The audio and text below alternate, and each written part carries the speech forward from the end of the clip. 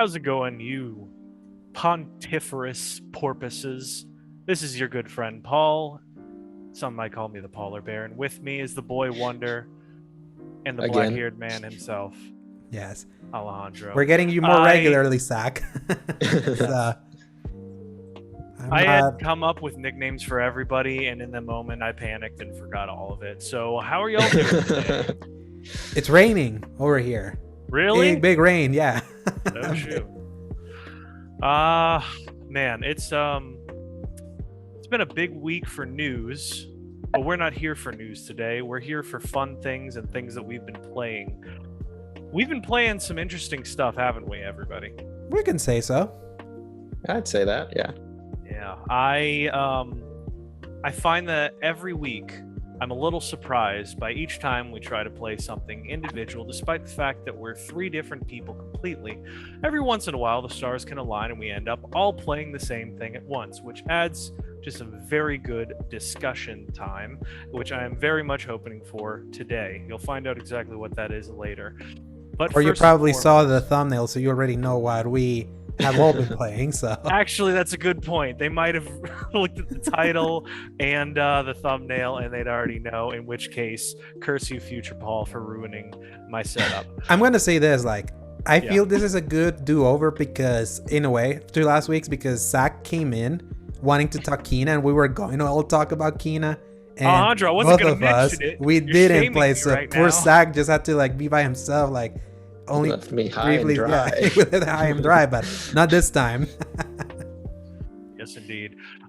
So, Zach, to catch you up on this one, what we like to do is we'll kind of read through just a quick list, and then we'll slowly take turns talking about a few different things. So, the ones that I have been playing this week, everybody, just kind of housekeeping side of it. I played a little bit of Insurgency Sandstorm again.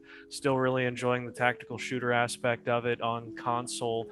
I find that it's actually a lot less beautiful on console compared to the PC, so I'm a little sad about that. And that's the thing, on PC it wasn't even that pretty. And it Anyway. was all right, and sometimes the lighting would really do the game justice, but on console it does look rough a little bit. But I gotta say the bones are there, and I really appreciate what they're doing for a smaller game studio and the cult following that it has. What's up? I saw that clip you uploaded on Twitter. Yeah, that was a random guy I was playing with. I didn't know any of them. So who screamed? That was the guy that ran away. He was a very helpful, communicative person running through, and the second he saw that guy, he just split, screaming like a minion. And it was beautiful. I love that moment. So just to catch up people about Insurgency Sandstorm, that's kind of in the Rainbow Six style of ultra, very realistic shooters, yes. right? You die with one hit. Or this is the original Rainbow Six / Rainbow Six Vegas vibe of your first-person shooter. You have almost no HUD. You have to hold square to look at your magazine, and it's not even a number. It's just kind of a not a counter, but a bar that's partially filled. And you have to kind of guess at how many bullets you have based on everything you've kitted yourself out with. You got to know how many bullets are in there. You die in one shot to the head, one or two shots to the body, depending on the caliber of weapon that you use, which changes from weapon to weapon. And it really leads itself to this amazing 8 people slowly moving through a city, along alleyways, through a bank, whatever the map is, taking out AI or people depending on the game type you're playing. And it's been immensely fun. Some of the most fun I've had with an FPS this year, honestly. How much was it? Is it full price? $40. Oh, okay. On console at least. They have other editions, which apparently the console edition, the base console edition, is everything that has come out on PC thus far already on it. So that means all of the extra maps that have come out, all of the extra weapons are already on there. The only thing you'd have to pay extra for is cosmetics for your person and your guns. From there's also year 1 and 2 passes of everything else that they plan to come out with, but they have like at least another 2 years of content that they're planning on rolling out for it for consoles. So I'm honestly really impressed with what they're doing. I love it. I want to try because it's the kind of shooter we rarely see these days. Absolutely. Like, that's old school. That's what made the SWAT games, Rainbow Six, even old Ghost Recon, like that kind of hyper realistic, super hardcore, one shot, one kill, like simulator almost. Yes. And it's kind of what I was saying. Like, I know Insurgency Sandstorm has been like blowing up despite being a 3-year-old game just ported. So yeah. I'm just as surprised as you are, and finding out that there's even like YouTubers that follow this one game, they make content for it, make like, hey, use this gun over that gun, and there's always discourse going on, which always helps the metrics. And I'm just really surprised at how popular it actually is when within its circle.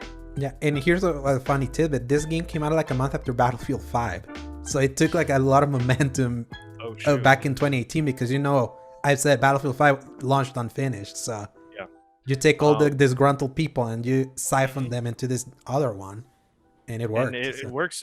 That's literally what a lot of people on like the trailers, they say that they didn't like the Battlefield 2042 beta, and then they bought Insurgency Sandstorm because it literally came out, I think, the same week or the week after. They timed it perfectly. Yeah, Insurgency is just there to siphon off like disappointment around Battlefield twice now. And when you only need max 16 people, no, 20 people per player versus player, or just 8 people for player versus AI, you get like a lot out of their player base, because you don't need 128 people for all this stuff. So they're working within their means, and I love it, honestly. Alejandro, I'll let you take the next one. Have you been playing? All right, you didn't want to talk about the other two that you played before I jumped in? Well, I figured we could kind of like circle through if we wanted to. I'll mention at least that I played Jedi Fallen Order again for the PS5, and the Devil May Cry 5 Special Edition on PS5. Do you want us to like just say it now? All right, yeah, I'll just say get it out of there. the way then. So Jedi Fallen Order, PS5, fantastic looking, crisp. It runs well now. it runs really well. I had to obviously turn off like the motion blur and all that stuff, but I love the feeling of it. I love the sounds that they got for it. I love running through and turning a corner, and you see like 5 stormtroopers all wet their pants watching you run at them. And I still think, of course, they cheaped out a little bit by not allowing for dismemberment on human enemies, but I mean, I understand, and I've kind of learned to just suspend my disbelief on that one and be like, okay, in my head, that man just got cut clean in half, but I'm just going to roll with it. And that's what Jedi Outcast is for, if I ever really want that. Or Force Unleashed 2. Yeah, or Force Unleashed 2, because they do have a little bit of that for the Stormtroopers. Last thing that we mentioned earlier in our news segment was the faces. They still look really janky. Yeah. It is one of the worst cases of Uncanny Valley I've seen in a modern game. So I have to give it that knock on the head for that. But I gotta say, everything else about it is fantastic. Yeah, and that's a funny thing. Like, only like Cal and Sarah are like using the actual actors like more directly, because there's the Dark Jedi that you fight at in Dathomir. He's Liam McIntyre, the dude that plays for Zach would know, he plays the Wizard. He plays Weather Wizard in whatchamacallit in The Flash, and he also played Spartacus when he took over the guy that died. He doesn't look like Liam McIntyre. So yeah, he does look decent. His hair looks weird because the lighting in that fight has always been all jacked. Mhm. Because in cutscenes he looks fine, and then when it goes into the gameplay, his face is like one kind of tone, and his beard is like way lighter, and just doesn't look right for me. It never did. But that's old news. The only other one that didn't look right was our girl that Zach loves. What was her name? Trilla? Yeah. Second So, sister. by the end of the game, she just Thanks for looked doxing me. a little jacked. Hey, I called out Alejandro for that. I said earlier that I wanted Samus to step on me, so we're all gonna equally get bonked on the head. We're all with a horny simple. bat. We're all Yes. simple. Yeah. We get smooth brain for the right stuff, let me say. Trilla, that last thing I'll mention is just, I know she's supposed to look a little unhinged right at the end because I started my PS5 on my old save, which was on the last planet. And I will say this is one of the only times that you can just load up your save this quick compared to other garbage that you have to do on the PS5. I hit recover my save and I immediately was like, okay, you can continue now. I went, that's it? I was expecting to have to like restart the whole game, but yeah, so that was really fun getting to just play the final mission. And Trilla looked a little freaked out with all of the lighting on her face, and then Sarah looked like garbage. She is easily the worst. Oh my goodness, she gives me nightmares looking at her. Also, I want to say, quality of life, what is wrong with you people not letting us skip cutscenes nowadays? What is going on with that? This is 2021. I have a life. I need to do things. I don't want to watch all these cutscenes sometimes. Let me move on with my life. Anyway. Good thing that Stranding lets you, right? I know. That's thank God for that. The last thing I want to mention before we get into all of the other stuff is Devil May Cry 5 Special Edition. Now, I had a bit of a I love Devil May Cry. I love the series. I love Devil May Cry 5. It's a fantastic game.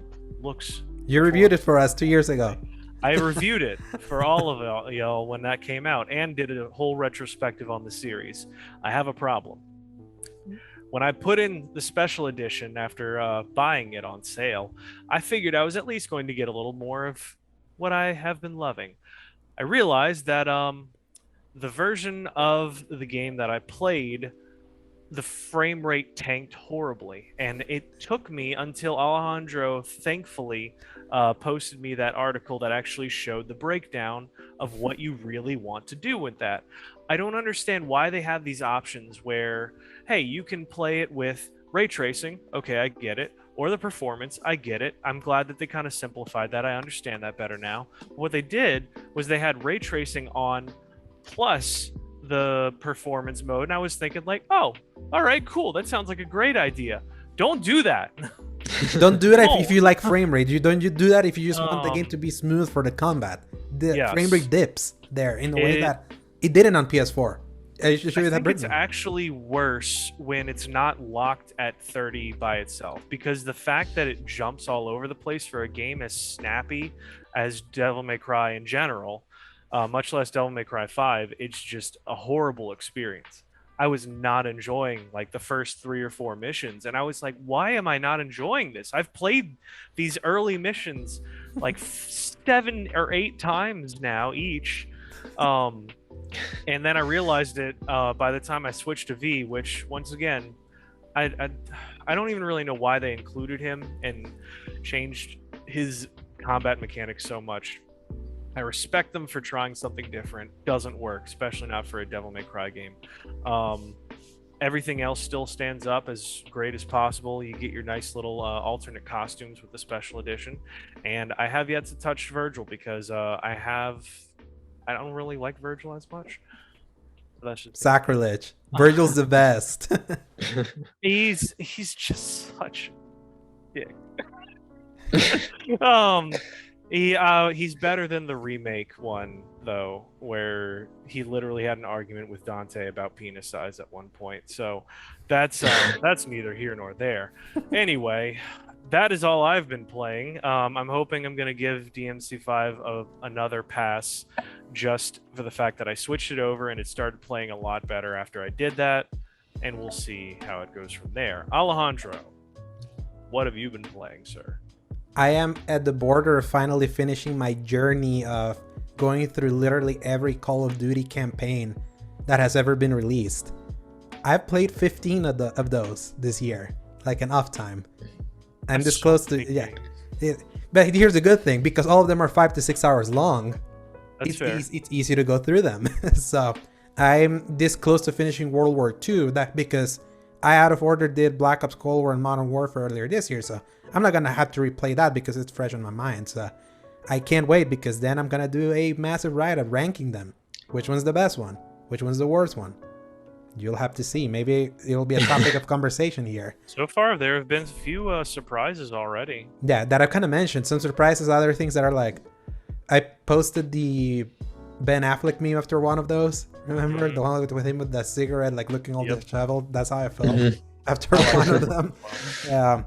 Then you didn't mention it. We've been playing Halo 2. I didn't mention that. Yeah. We are about to finish that series, actually. We've been enjoying that one, haven't we? Yes, and now that we're nearing the end, Paul, how are you feeling with Halo 2 versus Halo 1? Like, just in this replay.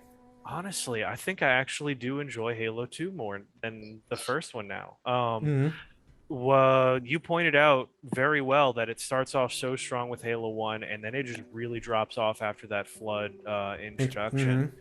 And a lot of backtracking, a lot of reused levels. Yeah, I did not realize it as much until you mentioned it and pointed it out, and I was like, oh my gosh, we really are just going through the same 3 tunnels over and over again for all of these missions. But 2 had so much more variety. Even if you did backtrack slightly, it was only for like that one mission with the gondola. And even then, that I don't even really count that, because you had the cool elevator sequence underwater and stuff, and all the other things. The boss fight was a little weird with Regret. You're jumping and just punching it like this. That was a little strange comparatively for everything else you've done in Halo from then and future. That's like the weirdest thing. But besides that, yeah, and now like you have a different kind of feel about the Arbiter, right? Because I kind of also pointed it out as like the most interesting story of Halo 2 happens with him. Like, I respect it a lot more for what it did, because it built the world so much more than what you could do with Chief, and I understand it. I wish he didn't have as many missions as he does, but I respect it now, and I appreciate it. I'm gonna blow your mind. So far, we only played 3 of his. I know. He only has 3. Well, right now, because we have 2 more parts, coming. They had like multiple parts. There was one of them that felt a little bit longer, but also which you can catch and stream. Yeah, we had a lot of bugs in the first mission for some reason. That Flood were just like standing there like in a corner. We were like, and then I sniped her. Oh, now we can keep moving. Or that mission, that the last one that we played, where we were like driving that car that. Oh my gosh. We just couldn't like. It just kept killing us. Like sometimes the Flood would like grab the tank, or you will see the Flood that had like the rocket launcher that would just shoot you. Do you remember that moment? I was like, oh, that went more smooth, and then I just got shotgun in the face, and that was so beautiful. Of just comedic timing on that. You're just like, man, I'm so glad that we went through this. This is going so much faster. And I just watched your character turn and get shotgunned in the face. It's just Zach, have you seen our Halo 2 stuff? Or have you just like tuned in? You tuned in for Halo 1, right? Yeah, I tuned in for Halo 1. I caught the first part of Halo 2. I haven't caught the rest of them yet, though. Oh, okay. Yeah, it's you can now catch the rest of it. It's now on YouTube, and we might be streaming the end of Halo 2 soon. I would say, because you jumped in Halo 1, you like Zach was the MVP because Paul forgot to like add audio for like our stream for the last one. So it's very awkward that it's just me screaming, and one of those screams Zach just joined in at the perfect moment. I just can't imagine. It's like join in and you scream. What do you hear, Zach? The first thing I hear you just screaming, ball set. Yeah, we just can't define how we can call this. So Paul tells him to call him Bubblies. I'm like, nah, I'll just call him Balls. Bubble Boys. Bubble Boys. I called them that. Sometimes I call them jellyfish heads, but it depends. Yeah. Anyway, let's. Or tumors. We should call them like big tumors. Big tumors. And okay, tumor. Yeah, it's okay. Tumor. Oh my goodness. Yes, and then Kingdom Hearts, and then I actually, because Sora was announced, like, was it a week or 2 ago? And 2 weeks. Yeah, 2 weeks. I was like, I have Kingdom Hearts installed. I haven't played them since I did the whole series in 2018, so I kind of had the hanker and went back to 1 and played through the beginning at Destiny Island. People, if you've never played Kingdom Hearts, I warn you, the beginning of the first game is beyond awful. It's so long and so long and so awful. It's like so obtuse, in what it wants from you. Like that whole Absolutely. grab a fish. How are you supposed to grab a fish? Just try to walk there to the water. Now you have to like run with Riku here. It's like, man, I had, because I remember back in 2018 when I actually bought the collection in 2017, and whatchamacallit, I remember I was like, why do people love this? I remember saying that. I was like, this is appalling. And I remember chatting of all people to PJ. I was like, have you ever played Kingdom Hearts 1? And he was like, I played a little bit. I was like, this sucks. And then he used an old scrap in old caps. He's like, I've been saying that all the time. I was like, I don't get why people have such fandom. And it's until you're in the world. I think it's past the Tarzan world that game's kind of like starts like clicking more. Because Alice in Wonderland's world is weird, even for Kingdom Hearts standards, compared to like what you actually have to do in that one, where you're like having to gather evidence for the trial that's already rigged anyway, and all it really. Kingdom Hearts 1 is a problem of telling you what is important and what is not important. Even from Destiny Island 1, in the first one, randomly the way you answer certain questions that other NPCs ask you determines your beginning stats. That is a very important thing to hide behind random conversations. I would say that from there it just continues to be weird with like the evidence gathering and other things. But yeah, so that's all I'll really say about that. It really does have to take until after Tarzan's world. Yes. So. Yeah, so having to play it, I was like, do I really want to like go through like this awful Alice in Wonderland? And then I know Tarzan's like very confusing, but yeah, I just kind of wanted to have the hanker because I was not going to buy Sora for Smash because I don't play that. Did you any of you buy Sora for Smash, or you haven't touched it? I'm going to, but I haven't gotten it yet. I kind of forgot how I'm supposed to buy him, honestly. And I haven't touched Smash Bros long enough that I'm like, well, you know what? If I'm free for now, maybe I'll wait until I get the craving to actually buy him and play as him. All right, and then the last thing I started playing again was Skyward Sword that I stopped back in July after getting a little bored of it in the desert area. Kept making progress for that one. It was, again, that's a game of great peaks and horrible valleys. Like every time you're in the temples, those temples are so good, and then we're just still in the overworld, and the idea of that was this, now that was this, now that was that, oh, you have to go there, that was this over here. It's like, it's complete nonsense how much like they fasten things up in the Wind Waker HD for the Triforce Quest, as far as I know, and that's why I kind of want to play Wind Waker HD. If they ever bring it to Switch, please, Nintendo, I know you have it there. You're holding the collection hostage, and can't believe they just didn't go far enough of like just cutting a bunch of this bullshit dowsing, because there's a really good game in there. The game that some certain people really simp for, but I can't get over just how bad a bunch of people that. who are not here to defend it. Exactly. But I think that like by happenstance, because he's working until 5 p.m. your time. So yeah, it's like, yeah, it's the story so charming, like the soundtrack's so good, like that soundtrack overall is like, it's one you want to even own. That's how good a lot of the good parts of that game is, but you just can't get over the bad parts as much as you want. I want to give you a Twilight Zone style panic moment. Imagine, if you will, a world where Nintendo decides to hold on to Wind Waker and Twilight Princess until it's time for the GameCube's turn to enter the pass that you have to purchase to have access to. Oh man, you gotta say, yeah, stop it right there. Don't give him any ideas, because you know they are crazy enough to go that way. That's the next game system that they have. I'm worried. Yeah, I'm honestly worried. I am very worried. If they had the absolute balls of steel to do what they did, like I already talked in our news section, nothing will stop them. I mean, you'll have people buying $50 N64 new controllers, and the $50 thing is spending like $200 to just play Mario Kart 64 again. That's the kind of people they're gouging. They're abusing your nostalgia. They absolutely are. Zach, why don't you tell us the couple of things that you got, and then we'll see if we can possibly take a bit of a break for a second. Okay. Yeah, so they said it couldn't be done. They said I was a stupid idiot for even trying it.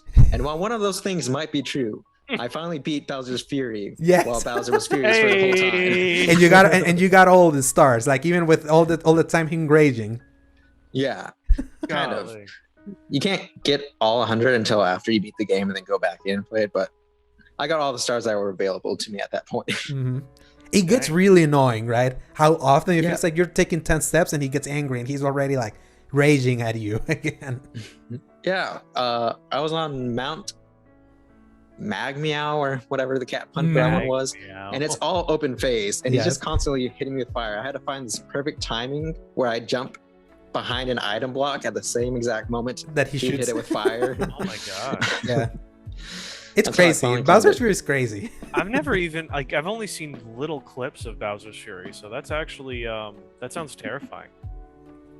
It's tough. Yeah. It's not fun. What And else have you It's been not a great Mario game in general, using the 3D world for a actually 3D game. Mhm. I managed. I survived. I accomplished what I set out to do. When you mentioned, was it last week that you said that you had started at Bowser's Fury? I went Yeah. back to kind of, I didn't put it in the list because I barely played it to make it a note here. I went back to Odyssey just to kind of feel that. And yes, it's like this, it's rough going from like Odyssey to Bowser's Fury in the 3D, Yeah. like having full 3D camera control. And that when it's so limited with that 3D world engine, that wasn't meant for that kind of environment. It did make me appreciate Odyssey though, so that's nice because I think I used to hate on Odyssey, and now I'm a little bit warmed up to it. Yeah, I would say that. Yeah, Odyssey is the one where when you're not playing it, when you think about it, you think about it in the lesser tier. But when you will go back to it, it's like that game's charming. I would say it's like the kind of games that even when you think it's like not a great Mario game, it's still a great game. That's just Mario. Like I think that's Mario. And I would even go as far to say that Zelda, like Skyward Sword, I still say that's still my least favorite Zelda. But at the good parts kind of makes it a great game in a way. So like even Bad Zelda is a good game general. So I know Paul has problems with the controls, so he can get wrap around holding L and right stick to move the camera. He breaks his Yeah. brain. I do break my brain a lot, and I struggle with some of these things. But anyway, Zach, why don't you tell us that last thing you got in like 1 minute and 30 seconds? All right. So I dove deeper into Subnautica Below Zero this week.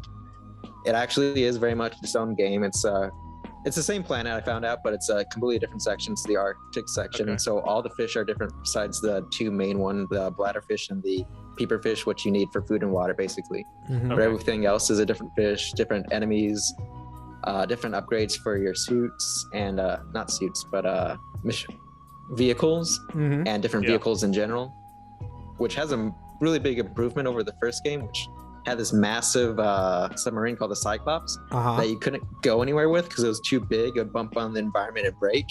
Hmm. So this time you get a smaller submarine, which you also had in the first game, but it didn't do much. This Yeah. one you get the sea truck, and you can add sections to it to make it long as you need it to be. That's cool. Yeah. Awesome. Well, we are going to take a brief break, everybody, and we're going to be right back. So don't go anywhere, and we'll see you in a minute. So Zach, anything else you want to say about Subnautica? Since Zoom had to like cut it, force us into a break there. Yeah, it also has the unique feature of a ocean world planet that you can also go on land now. Oh really? Oh yeah, Yeah, you couldn't, that's- right? You were only in water in the first one, right? Yeah, it's there were two small islands that went on basically just to get vegetables to put in your planters and your sea base. This one actually has environments for you to explore on the land, but it adds the challenge that it's super cold there, and if you're out of water, you'll start to freeze over time. So you have to be up there for quick, short minutes, or you have to find ways to stay warm while you're up there. Dang. So, I'm so terrified about Subnautica. Just the idea of Subnautica. Deep sea is just horrifying to me. I don't know why.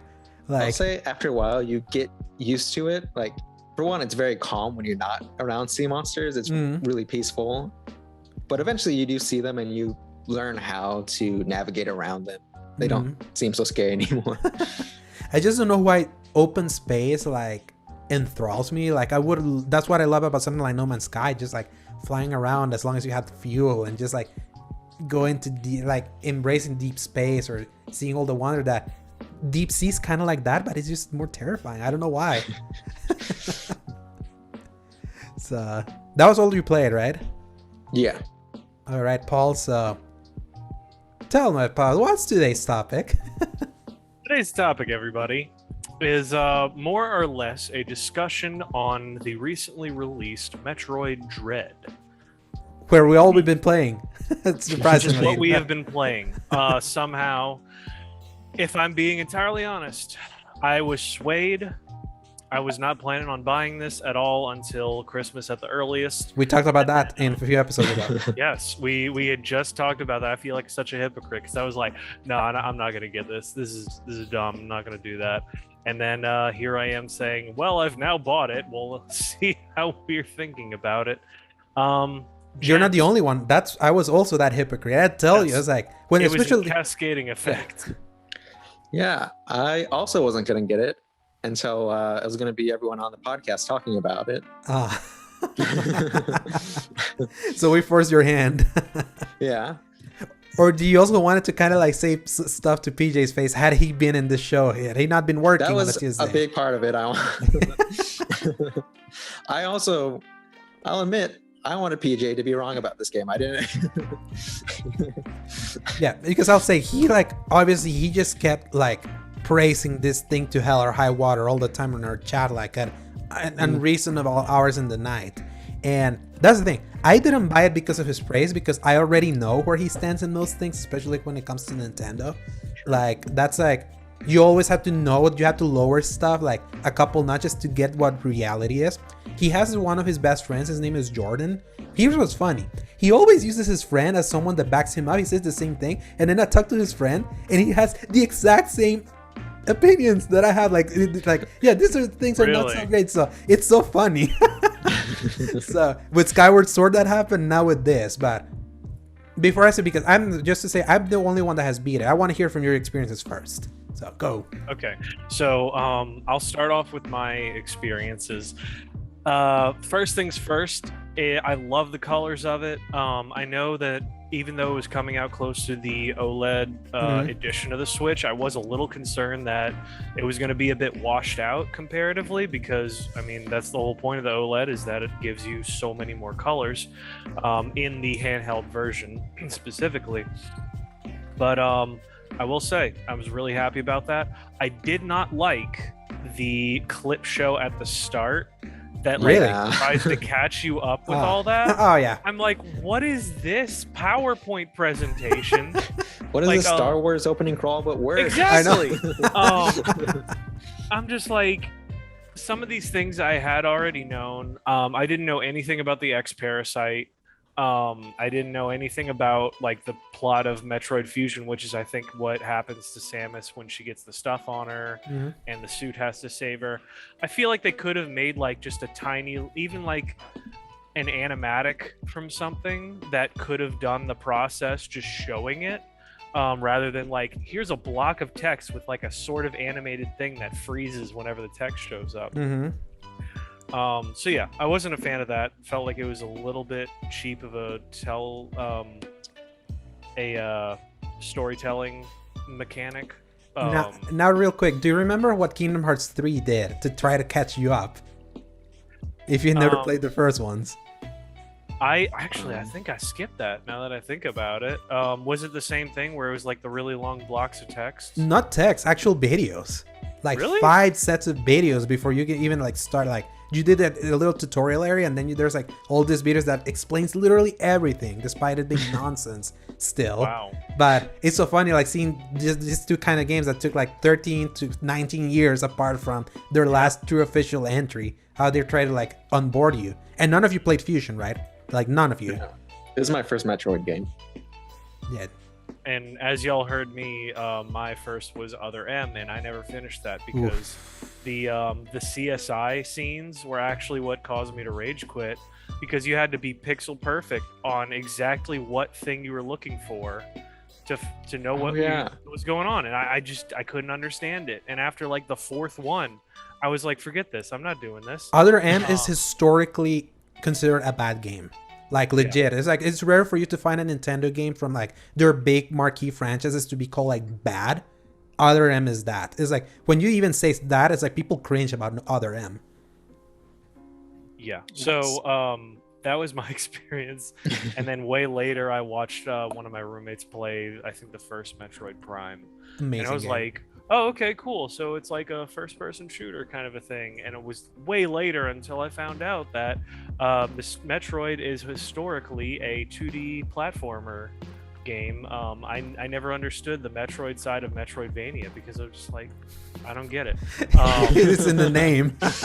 I know, it's in the name. And I'm like, none of these games give me Castlevania feels. That's weird. And who would have thought that it wasn't until like watching speedruns of Super Metroid that I went, oh, okay, I see what they're talking about. And now I definitely understand what you're saying. Let's talk briefly about the map.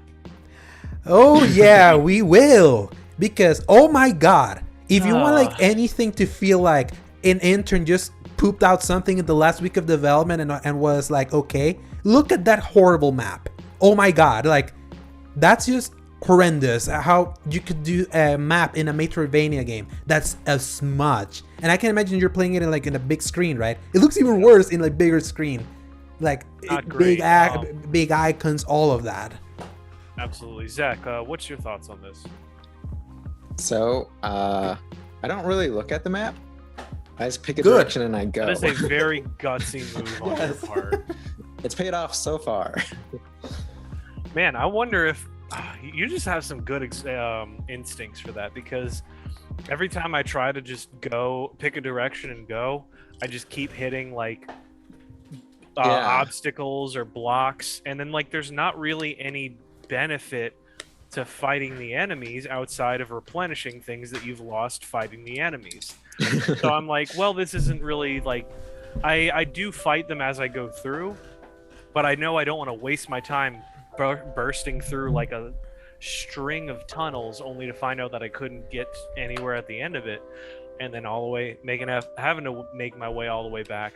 But here's the thing, like maps are so important for Metroidvania design, because Metroidvanias are all about exploration, going to the certain rooms, seeing which doors are the ones that you can't open at a certain point until you get like an upgrade and all that. And Metroid games used to have like their maps were simple, they were not super detailed and all that, but at least you had like an idea of like some of the places you haven't gone or not. This one, because it's a bigger kind of Metroid, at a certain point when you open everything and you really want to do that exploration to grab missiles, like, because that's the fun of Metroidvania is when you're exploring and find extra missile tanks and extra energy, that actually helps you to confront some of the later things in the game, because that game can get hard. But when you see that map, it gives me agita, like legit. It's like my heart starts like pounding, because it's like it's information overload, because there's no way to like, you know how some open world, like there's some games when you pull up a map, there's like legend if you want to like hide this or hide this. Like if you would give that, would have been enough. But my god, that map's horrible. Or even just a clear emblem that sat in the exact place or room where it was. For instance, a game that does it really well, Hollow Knight. Mm-hmm. It has the overworlds that you can see, just like the color scheme, the name of it. Then you zoom in, just like in Metroid. But then when you do that, you get a lot of control over everything, and then you can see exactly the little emblems right there. They're different colors. It's very specific, and it's so easy to actually follow. Once again, making a similarity to Hollow Knight, and kind of a backwards way of finding out about this was that when I played Hollow Knight, it was a game where I could go anywhere, but if I wanted to make progress, it was this specific area. I understood that. Metroid has the desire to funnel me so much that it almost turns it into a linear game sometimes. Mm-hmm. because when I got to like at first the map was kind of sprawling and I was like, okay, cool, we've got our obstacles, we got our places to go. What I didn't know is that it really wants you to go in a specific direction in a specific way, and it'll just randomly put up obstacles that don't show up on the map until you go visit them, Like the fireball sack. like the weird fire plant thing. But like that's what was really messing with me, especially going back to the Game Boy Advance era Castlevanias. All it is blue rooms with like little gaps, and if you look for that, you see the gap. You have to sometimes remember whatever ability you need for it, but usually it's something traversal related. So if it's a certain height, you know you can't reach it just by looking at the map. That's surprisingly decent map design for a game that's that old, because at a certain point you're like, well, how am I going to keep track of all these things, all these weird doors? I will appreciate. That's how Fusion was. Fusion was literally that kind of map also, with the added benefit that in Metroid Fusion they also did what many modern Metroidvanias do, that they put like a red dot and maybe like a far end of the map to kind of give you an idea where you're going. It's like over there. How you're gonna get there, we're not gonna tell you. Another thing that Hollow Knight does amazing. Yeah, they took that out for this one because Metroid Dread tries to like be more of a homage to Super Metroid in a way, even though eventually the farther you get in, it feels like a homage to every Metroid that came before it. And at first when I saw that they were not gonna do the point thing that other Metroidvanias was, I was like, oh no, this is gonna suck for people that have never played Metroid and are directionally challenged. Immediately I thought of you, that you've always talked about directionally challenged. Because I was like, God damn it, this is like, if he plays this is not gonna, he's not gonna have a good experience. To be fair to Metroid, despite it not having that dot that tells you where to go, it's more subtle in how to how to funnel to you.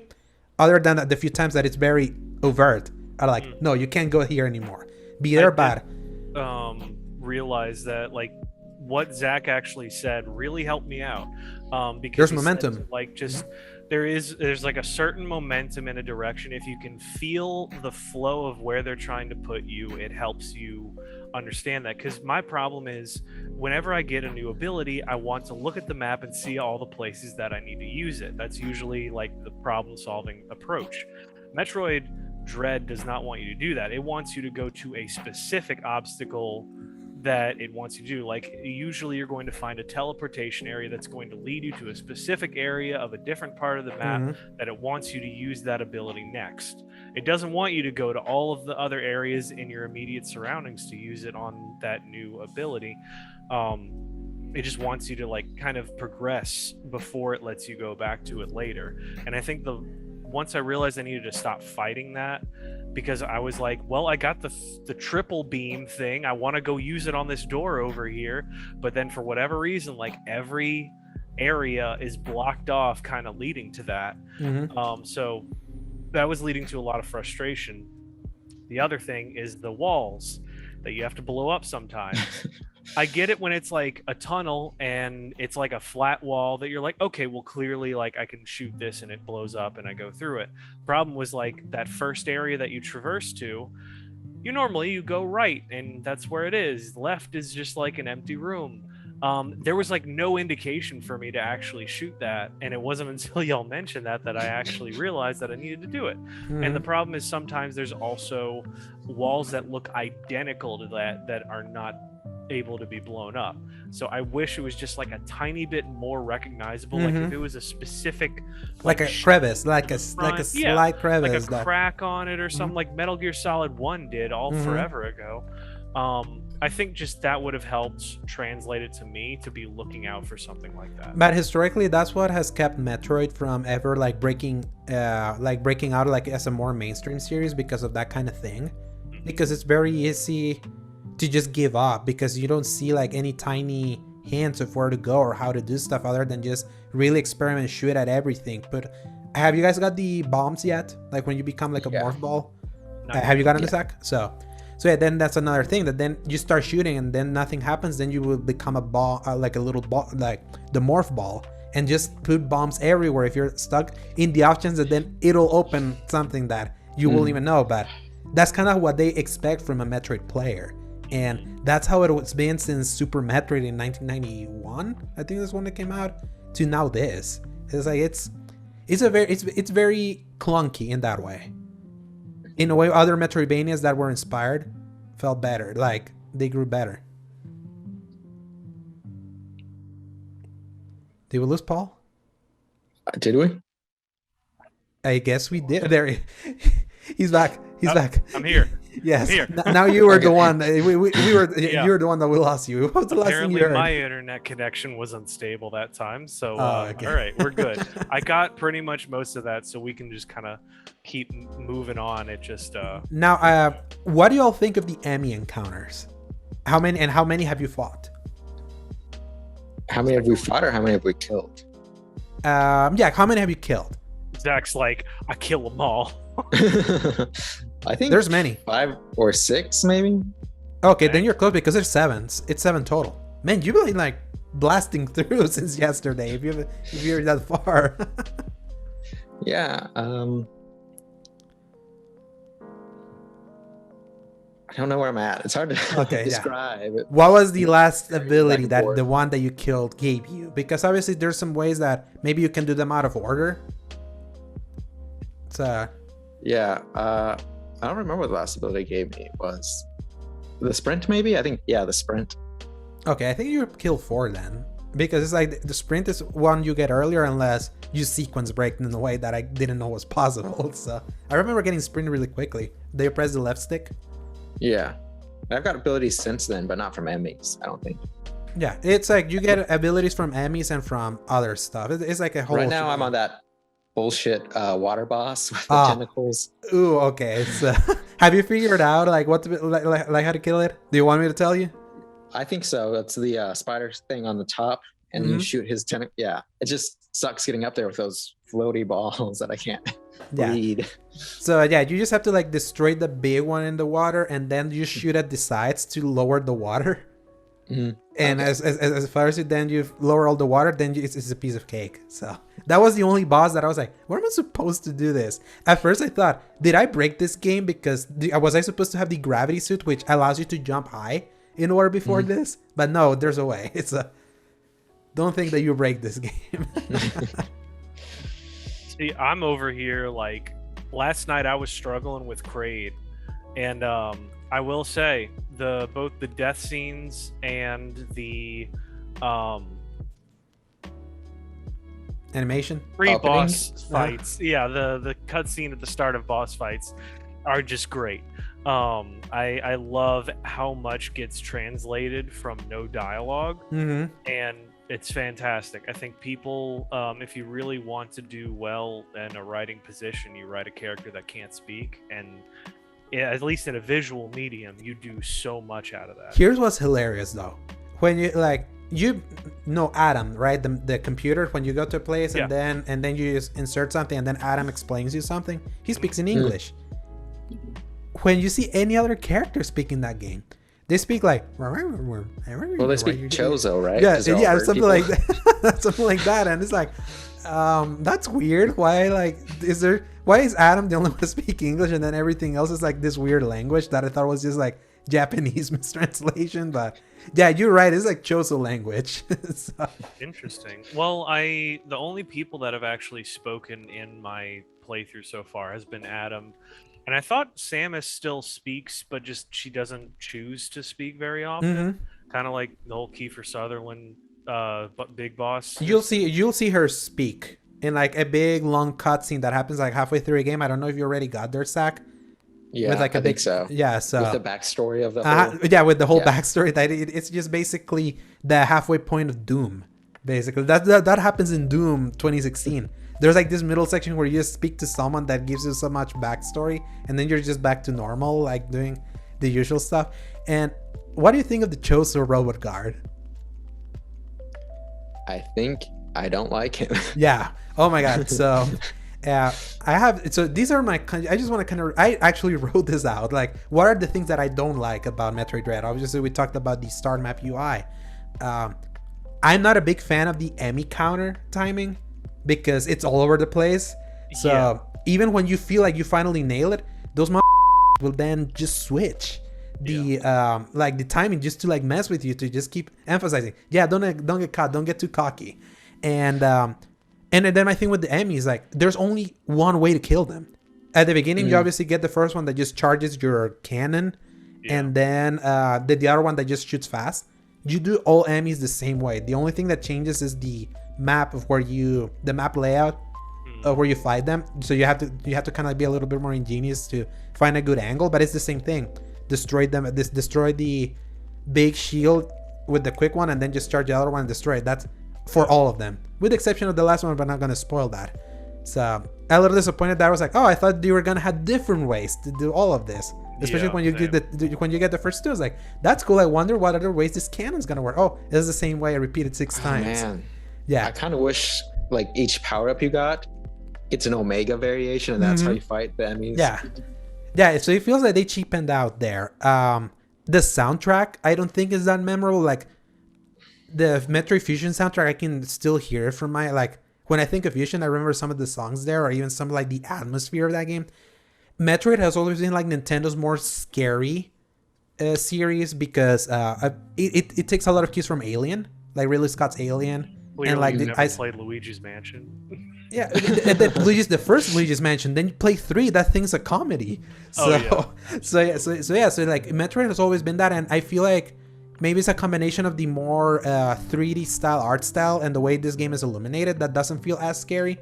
Like, I'm not scared about the enemies. I'm just annoyed that I have to pass through them. And they took inspiration of something in Metroid Fusion that was legit scary when you're trying to bait it. And those Chozo robot guards are the only enemy in the game that breaks the rule of the game, that every enemy in this game, even in the most annoying boss fight, you can read it. You can like really figure it out. And no, he's about to do this. If you get a little far, they're gonna do this attack. This is the right time. They're the only ones. They're the Marauders from Doom Eternal. Again, and like in the same way that enemy in that game completely broke the flow of combat for me. And get ready. At first you fight one of these at times. Then you're gonna fight 2 of them at the same time. This was insane.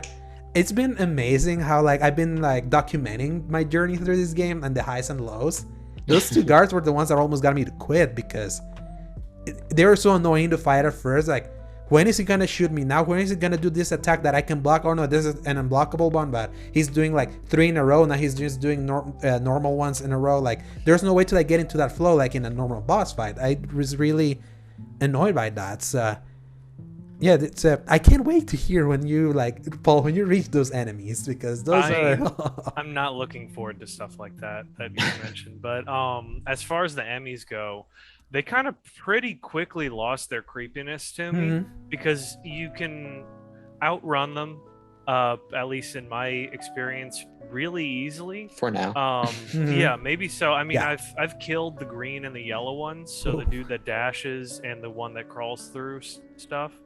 And I had like no problem with them. I just kind of like clowned on them. I would do stuff to get them to follow me, and then I'd camo jump up somewhere and then just keep running. There's no way they could there's one coming up that will freeze you, and then there's one that has like a Don't sensor. spoil too much for me here. Yeah, just no. There's a sensor that will look you from walls, so you can really hide from him. So okay, well, I've never really honestly worried about hiding from them, because I've been able to like slide through and stop them from getting to me one way or the other. But yeah, like once I've caught them, I've been able to counter them a couple of times, with the fact that their counter time changes each time is honestly kind of BS. Like, I get it, they're trying to say, oh no, you can't rely on countering, but I'm like, all right guys, I don't really care. That's what Zach was like, because obviously it's like your timing I right now in remember games hearing is that. because Kina has really trained you for timing these days. But So far, I've still been able to counter them pretty well. I guess then Kina really taught you there, because at a certain point I was like, I don't want to keep trying this, because it's like always a guarantee to like fail, and I'm really good at counter timings usually. So the first one I can counter a lot better than the second.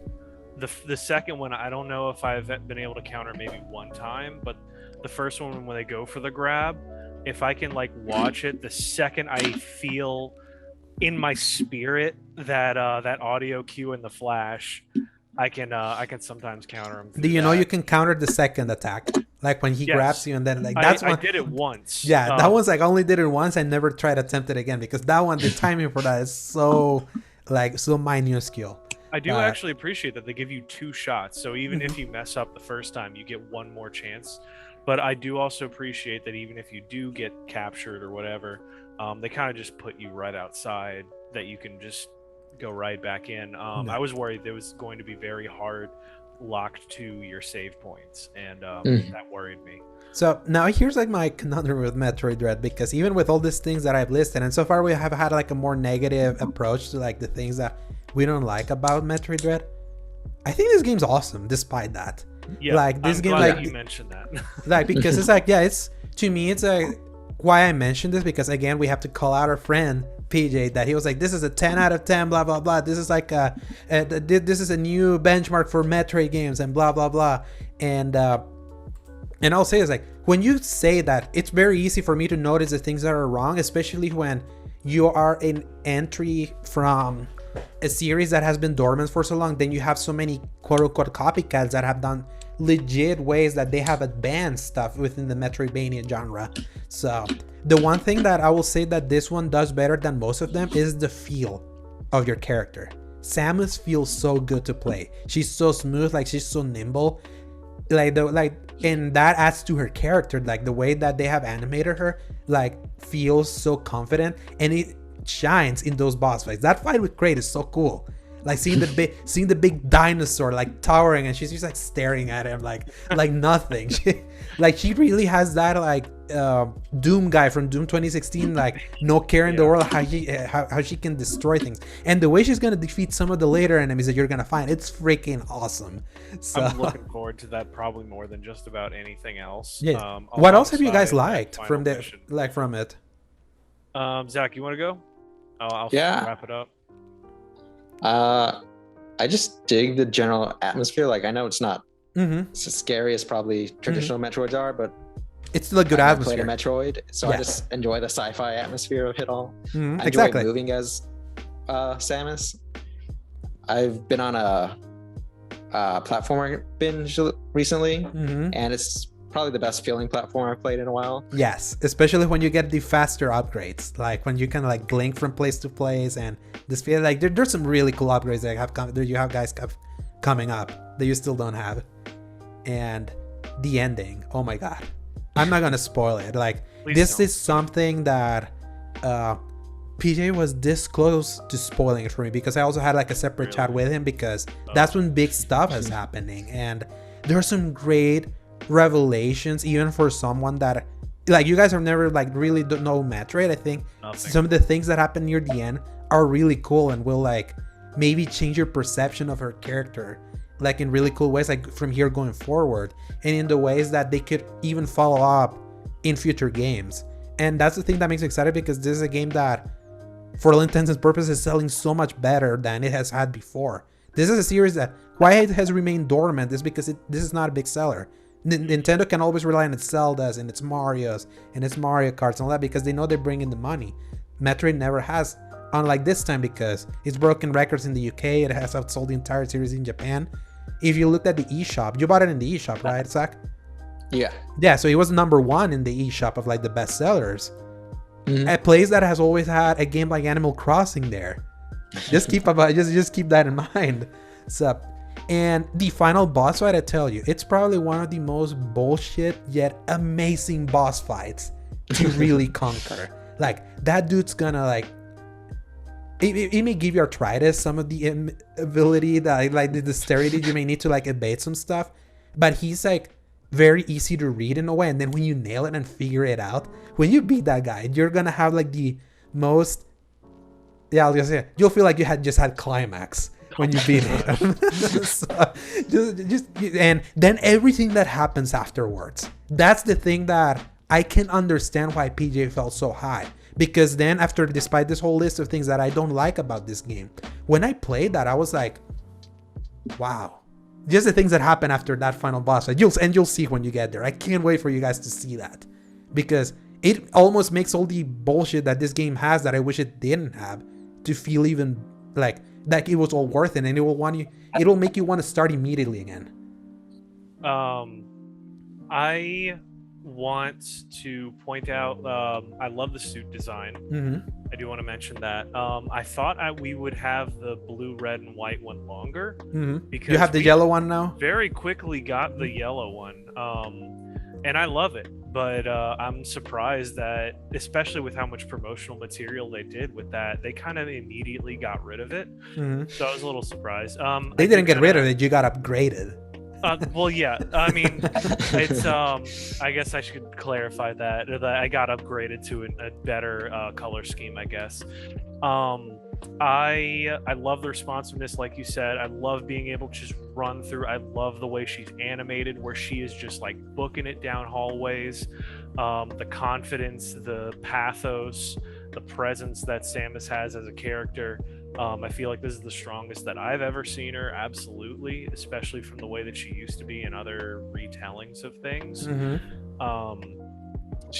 Somebody summed it up with the she's got the perfect "he said no pickles" energy kind of thing. If y'all remember those tweets going SpongeBob, yeah. around. Oh yeah. And I remember SpongeBob.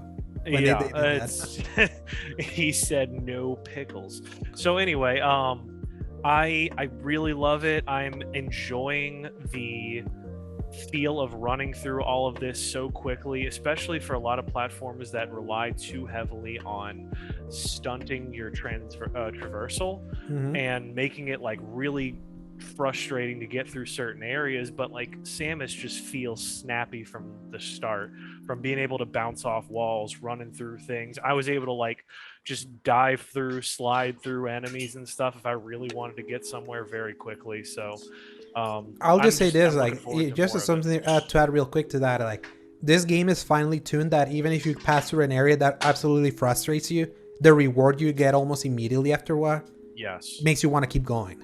Like, all the time, it feels like, man, I don't like this. This is bullshit. And I was, oh, this is awesome. I want to just keep going. It happened to me all the time. It's like because it almost knows that they know they're gonna put you through the ringer or something. You're gonna be annoyed, but they had to like get your endorphin up again so you can keep on going. And I think that's like very intentional to do that kind of thing, because this game is not a cakewalk at all. That I think that's one of the biggest things that I have to give them props for. The fact that their reward system is so good that it actually makes you forget the frustrating BS that you dealt with. Because I've gone through a lot of really frustrating times. I got lost 3 times yesterday. I only told you all about 2 of them. Yeah.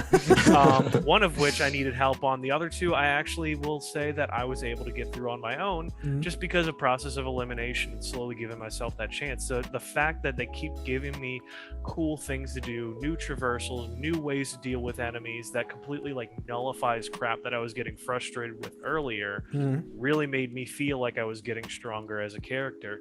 So I want to play more of this as soon as I possibly can. I want to play more Metroids in general from beforehand. I want them to make more Metroids after this. I want to like dive into the lore and the whole idea behind Samus and everything else going on. Play So Super Metroid after this. if I can, It's I'd in the love to. Nintendo Switch Online, so it's just there. Go play it. I can't wait to Alright. hear you, just to see how you can translate the things you've learned here and put it in like an older, much more difficult game. Especially since going back through all the other stuff, like with Castlevanias, like I'm kind of building myself up. So that might be like the cap for all of like my crazy platformer needs with this. But Any with other that, thoughts, Zach? everybody, Nope. I like it. all right. there you go. Thank y'all for joining us for all this amazing talk. Real quick, everybody, where can everyone find you? Zach first. All right, you can find me at Zachity on everything. That's ZACITHY. And for me, you can find me at Dork of Art on Twitter and YouTube, and AngelSword21 on Twitch. Alejandro. They can find me at twitch.tv/theslayergiant, where you can see us play Halo 2 and the other Halos anytime soon. You can find my written stuff at thecriticalcorner.com, and you can find me on Twitter at @_Segovia and Instagram at AlejandroSegovia93. Fantastic. Well, gentlemen, it's been a pleasure. Until next time, everybody listening to us, thank you for joining and listening. Press X To play. Good night, everyone. Adios.